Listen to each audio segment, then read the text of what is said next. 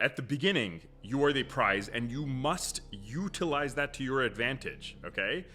That is when you have the most leverage at the beginning of the process, in this traditional process of courting, okay? If you give a man free milk, he will not buy the cow. If you short circuit there, right?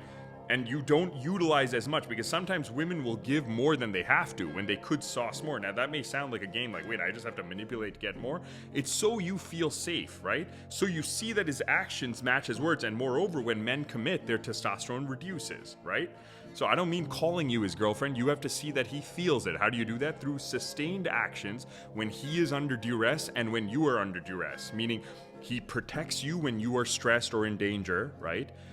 He provides for you even if he's stressed, as you are one of his responsibilities, because he cares about you and he loves you. It's not like your dad could have just been like, I don't feel like working today, good luck eating for yourself. That's not a good dad, right? So, and I understand some of you might retort, oh, but I had that kind of upbringing. Okay, we don't want that. We're going to change that, right? We're going to do better. Your lover is going to love you properly. We're going to learn. So at the beginning, during this lust and attraction phase, this can be, honeymoon phase typically lasts, they can say 6 months sometimes, but 6 months up to 24 months, right? They say 27 months and above, you're probably stuck in some excitatory phase, and it's probably this trauma bond type thing, but these are averages again, right? And the lust phase is typically going to be, it's almost immediate, but it might be 3 months where you guys, or at least if you do it too soon, you'll sleep with each other all the time and all this stuff. So you slow burn it, okay? Then when you commit to a man, he becomes the prize for a certain period of time, right? This is pre-attachment phase. Now, attachment phase tends to kick in, they say, after 5 to 7 years, you've gotten past a potential conflict phase. That doesn't mean yelling at each other. A lot of people end up doing that, right? Because they've settled into a routine, and now they're starting to see the differences. They have to reintegrate into their own lives, and a lot of times they have unhealthy coping mechanisms. I remember people spazzing out on one of my posts saying that this conflict stage happens, and I gave examples like arguments, like differences, power struggles.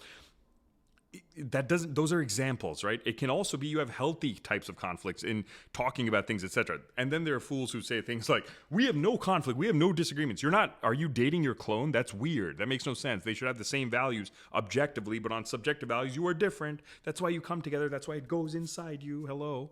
Okay, so the point is, yes, there will be some integration of two vastly different people from different backgrounds, and that will cause some level of conflict, which can be healthy, meaning difference integration. You can put it like that, right? And conflict is good. Conflict is not always bad. It allows you to then understand each other better, learn new things about each other, etc., and deepen your bond, if done healthily. So attachment phase, 5 to 7 years on average, it's a later stage process, right? This is when he is committed to you, where he is not just exclusive with you, calling you a girlfriend and all this stuff. This is when he is